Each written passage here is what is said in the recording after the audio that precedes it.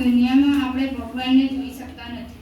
ભગવાનને જોવું મુશ્કેલ છે, પણ માતા પિતાના રૂપમાં આપણે દરરોજ ભગવાનને જોઈએ છે, આપણે દરરોજ ભગવાનને અનુભવીએ છીએ. તેમના આશીર્વાદ રૂપે આજની આ પ્રાર્થના સમર્પિત કરું છું. કહેવાય છે કે માતા પિતા આપણા જીવનમાં પ્રથમ ગુરુ અને ભગવાન છે. એમના ચરણોમાં આજની આ પ્રાર્થના અર્પણ છે.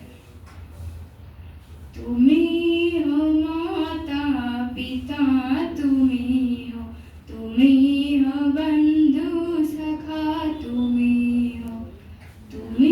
हो माता पिता, तुम्ही हो बंधु सखा, तुम्ही